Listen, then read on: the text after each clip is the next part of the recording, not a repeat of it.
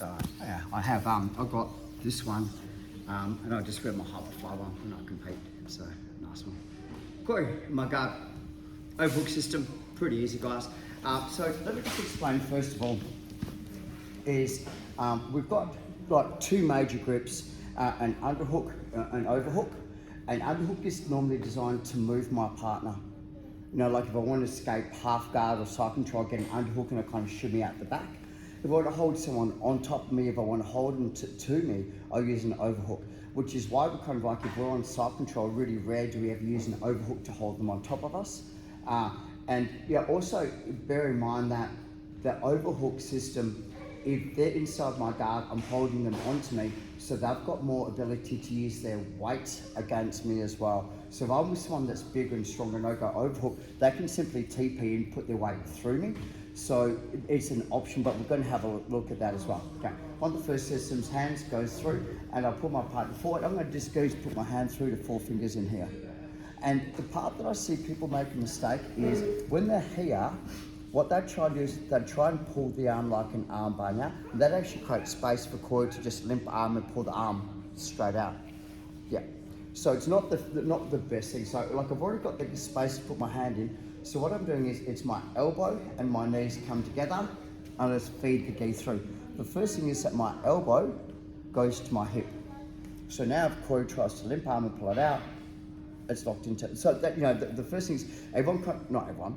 Most people kind of go, I get the arm bar and they create space, where if I drop my elbow down to my hip, it locks the arm into position. So first things first is open up the collar, knees and hands pull forward, overhook, thumb, elbow comes in. The second thing is I'm going to put my hand against Corey's neck, just a palm. I'm going to come offside and just re-squeeze. I don't want to be front, so this means that if Corey does try to put his weight onto me, I've got this ability to keep his weight off me. Right, so this is if we're going to go against someone that's bigger and stronger, right, I still get, they go, ha, and then they kind of get this grip on me and they come up with the tip of toes and then it's like, I'm like that, and I'm carrying their weight, and this is quite awkward for me. So first things first is what we do is, how do we switch? Keep my legs straight, switch my hips out the side, and just palm. I can't put my palm on the face despite, you know, muffling and all that, but we'll just go here. And I do want my hand close to the collar as well.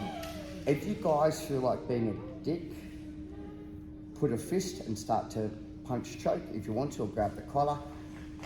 Look, you know, I'm not going to say don't do it.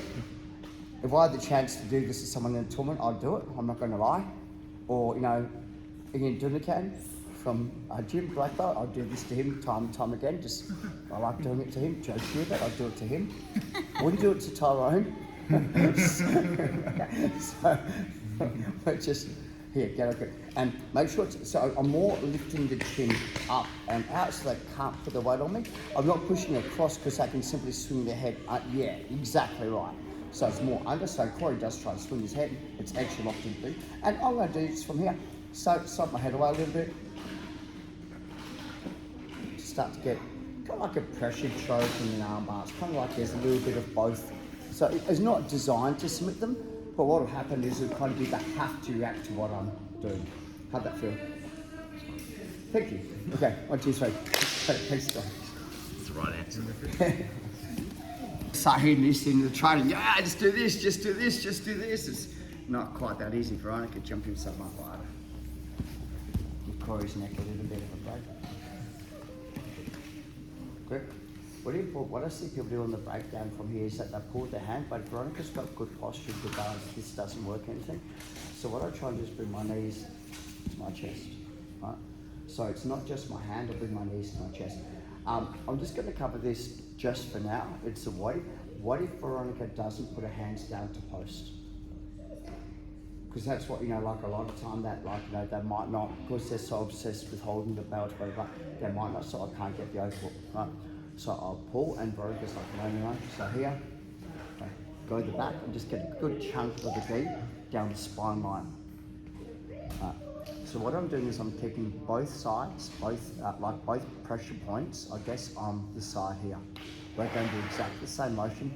Kick my leg in, and the choke's a super fast choke. because their hands are down and their weight's on, it's very hard for them to defend it because their hands are kind of caught underneath. So I'm not going to go to my standard cross choke because if I do that, they have the ability to post up. So I want to keep that tension on them. So once again, it's my hands here. And I'll try and break my partner down. They're really strong. So I lift my hips, pull down. Veronica, get your hands in from here. So 1 and 2, just get a choke. So it doesn't feel like but it's deep, like it's low down, not high, low down. Okay, this is the key. Okay, kick, punch my hand and lasso. Now, I know it's not really on the neck, but my hand's on the carotid. So what I do now is I drop my top elbow to my wrist, nice and slow. Choke or crank or both? Choke. Oh, I'll try it again. Both, yay! So a lot of the time you are going to get their chin.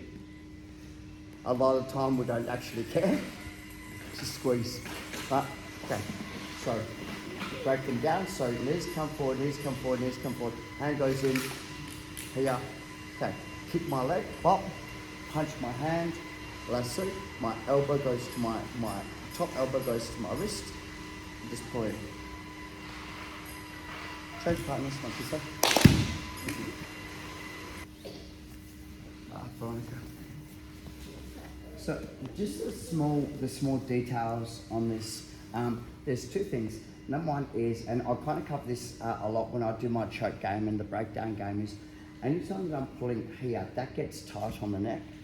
So I always like to open it up so I get my hand in nice and deep. That's one of the key essentials on the choke is I very rarely pull my partner here. It's always here. What this does, if I kind of go like this, if I kind of go, pull my knees forward and here, once I've got the grip, it allows me to start to move. But right now, there's nothing to stop Veronica using her right hand to start to open up my guard.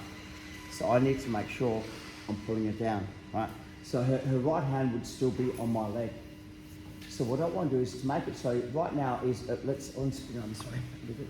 So if you think about this in small details is, if I'm dead in front and Veronica's hands into my leg, it's easy because there's a valley to push my leg into. Does that kind of make sense? Right. But if I kind of go, I'll break Veronica down, I get here and she starts, if I move my head here, now it's really hard for her to open up the leg because it's almost pushing it into her own leg. Now, I punch my hand under my armpit, so my left hand punches under my armpit. So I cut the angle, punch, and lasso. And now, Veronica's got a choice to make. She can either continue to try and pass the guard, she can try and defend the choke, but she can't do both. So the hard one would be that most people will go back to defend the choke, which means that they're not passing my guard. If they do try and pass my guard, I generally kind of go, well, I'll continue with my choke. So, it's what it is. So let's just say, for argument's sake, like, I'll break Veronica down, I'm here, I kick it, change angle, punch the head, get the choke. And I'll kind of go, man, it's not deep enough. And Veronica kind of goes, it's not deep enough, so she uses her right hand to start to pass the guard. Again, right, so from here, I take my hand out, I put my hand underneath, I just go back to my collar choke. Because she can't defend the, she's so committed here. So once I'm here, and I'm like, I punch, I'm like, it's on the jaw. I'll explain this straight away. It says, if you're choking here, your mechanics are wrong. So take your elbow to your wrist and the choke will come on. So I see so many people, they pull their elbows out. And look, it's going to hurt her neck, but she can pass my guard. So first thing I do is I close the lasso up and changes the game. So the main reason why you generally miss this one is because people try and go, don't pass my guard, and they try and pull forward to stop the guard pass. But by default, you open your elbows up, which makes the choke easier for them to defend. Where if I kind of go like I've got the lasso from here, and I kind of go, to stop Veronica from passing the guard, I just put my elbows together. Your choice. It's too late. Once I close that gap, it's too late. Sorry, it's very hard for them to stop the choke. Okay, so just do that again. So person trying to initiate the guard pass with your right hand on my left hand side, we're going to bring the elbows together, and what we're doing is we're doing that motion, not that motion. So kind of like, you know, they call it the butterfly effect. Well, I call it the butterfly. It's now called the butterfly effect. Okay, 1, 2, 3, let's go. I have a pathway that I follow with the overhook system, and I'm first of all I'm going to attack the collar. Always attack the collar. The reason being, it draws the hands in, and that will set up the triangles of the arm bars. Where if I kind of go for the triangle of the arm bar, first of all, if I miss it, because I've opened up my legs to do the arm bar, the triangle, they've got more chance of passing the guard. Or I'm doing a collar choke, I don't have to open up my legs. So the theory behind this for me is it's like a safe submission. And this is why in tournaments I spam a lot of cross collar chokes, because it's very hard for you to open up my guard, because I don't have to open them up to you know, like do the choke. Where versus arm bars and triangles, I have to at some stage open my legs up and give you a opportunity to pass. Okay. What's going is from here, offside, knees to chest, break my punt down, comes in from here, kick it, offside, half from here. Most common things, people are going to go, well, I can't use that hand, so I'm going to use the other hand to try and grip break, cool, and arm bar. It's the most easy arm bar you're going to get. And you know, when they push it across, they're not going to go, they're going to go, yeah, and they actually push the arm exactly where you want it to be. It's kind of crazy, you know. I hit this up quite a fair bit in training, mainly because it's, people don't expect from me to go from a collar choke to an arm bar, you know what I mean? Because it's on. So, grip break, boom, overhook system, same deal again, kick it, yes you can, palm goes to here and there. Now, as they push it, watch what my leg does, right? So I trap, see how it's trapped in the arm? So it's tight. And now, I still have the choke if I want to be that guy, right? Because now my leg is replacing my hand, so I still have the ability to do the choke. But the part that I see people make a mistake is they drop their leg too far and they give the chance for my punt to pull the arm. Not the end of the world, but it isn't far from the end of the world. So boom, from here, goes that, they go, I'll do that. And everyone goes, oh, like, yeah, you know, like it's, so I don't want that big pendulum. It's more like I'm here, and like I said, I'm pushing. It's more like I kind of bring my knee up. So it probably pulls the arm out, no, and then I trap it. Oh yeah, super good. So it's more about keeping something like a fulcrum underneath the arm the entire time, not the big pendulum swing. Would you like to see that? You okay? Yeah. Okay, change parts, guys, 1, 2, 3. Thank you. So the push in the throat choke, person in the bottom, defender, and you should be able to hit the arm bar off that. Okay, 1, 2, 3. Work that we need to do to consolidate the armbar, and the biggest thing on the armbar that I see is that people don't track the arm. People don't track the arm, right? So when I teach the kids the armbar, right, and this is a really simple system I teach. Right, can I feel my guard, please? So this is how I teach my kids how to do an armbar from the guard in the kids classes. And what it'll be is pretty simple as this is, drag the arm, put it on the shoulder, not on your stomach, because on the side it's too low, so put it on the shoulder. Now, remember, they're kids, we try and make it funny and memorable. You say to them, to the person here, point your finger. Okay, I'm trying to put his finger up my nose. So, what kids do is they go, oh, I'll try and put the finger, but they're not, the finger's going to the ground. And this is the part that I see people trying to do an armbar, they try and throw that leg over the head, but the body's on the wrong side. So we say like this, right, if you try and put the finger up my nose, now this is easy to do. So I need to, in adult language, we cut the angle.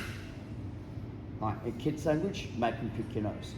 Right, so from here, how do I do that? Trouble is this is, if I use this foot on the hip, they're going to push my leg open and pass the guard. Okay, so I'm going to go, I've got this arm so I can put my foot on this hip and I can start to kind of go lever. Now the arm's trapped because you can't pull the arm, right? Where if I use this foot to kick, which is actually really hard to do, I open up the space. So we kind of go overhook, here, push, he grabs, pushes, I'm like, okay, so no, I'm just gonna hold it with my trapped arm, so the arm trapped up, okay. So he can't push my leg with this side, so I put my foot on that side. Oh, easy. And to make me spin, I spin my body. So his finger is pretty much up my, don't you dare, fingers up my nose. Okay. Yeah, I know, yeah. Kids get a kick, oh my God, that hurt, okay. So the part that I see people make a mistake now is that they do the big circle. So the trap on the arm now becomes undone because I've loosened it. So instead, if I kind of go like this, I bring my weight down and I kick him in the face, small circle. And if he drops his head down and I accidentally knee him in the face on purpose, that's his fault. Man, you know, it's your face. You know? So if they drop their head down, I'm just going to go a little bit of a push, and now the arm actually got more extension anyway. How's that feel? Good. Right? Right. Okay, so jump on.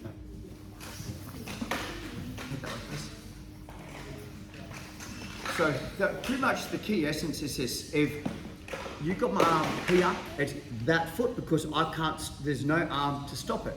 Does that make sense? Now, to pivot, to hold me down, to stop me from lifting up, that foot goes onto the far shoulder. That heel goes, yeah, so can't stand up. Now, kick me in the face with your knee. 1, 2, 3. Perfecto. Man, you should do jiu-jitsu. I'm trying. This one will require a little bit of tenacity. And when I first started doing this, my hips are quite flexible, so I've got the ability to drop my hips quite wide. And when I started to teach this, a lot of people couldn't drop the hips to get the spin under, so we'll modify a little bit. Okay, so you get your grip, knees come forward, overhook system from here. Punch. My partner's pretty savvy, so he goes on my elbow, not my wrist. So as he pushes, I can't see how my hand's going across. So I'm going to do 2 motions from here. First motion is I'm going to get a really good grip on the collar with my hand. Secondly, about this is I bring my leg out and I punch it over the shoulder, and I start my Mia lock. Most times, they pull the arm in, it's arm bar, they pull the arm out, it's triangle. So for me, it's a shoulder lock, and all I'm doing is I'm rotating the arm down. Right. So I'm in the position, as I'm doing the gentle massage, Corey goes on the elbow. So think about this way, this is shoulder punch, and just start to drive my elbow down. That's pretty much, so even if it pops out, I'm like, okay, well, here we are, we're in the arm bar territory. If I'm doing the Mia lock and he pulls the arm out, like it goes out, we're into triangle. So for me, this is a really nice way to set the trap again to get, you know, like either the Mia lock or Mia lock, arm bar, or triangle, because you're doing the right thing. You're actually defending it the correct way. Okay, Veronica? How'd that feel? Just simple systems again. Okay, so the grip, knees to chest, nice and easy, boom, overhook system from here, a little bit of face pushing, and then attack the elbow. So what I'm trying to do from here is I'm going on a shoulder lock. I'm not trying to, so I go shoulder lock, I just start to bring this down to get the Mia lock. They defend it by straightening up, no way, and straighten their arm bar, pull the arm out from here, and triangle. If they kind of play the halfway, I just go into wrist and just start to wrist lock them. So, you know, like no matter what, I've got an attack. You know, but it's the part that makes this unique is that they're actually on my elbow. So when I'm doing this and they push my elbow, they're actually on it. So my elbow is just the part that's doing it. I don't have to change. And because it's locked in against their body, it's really hard for them to, okay, cool. And then it's a really nice, okay, 1, 2, 3. How that feel? Good, tight. Yep, thank you.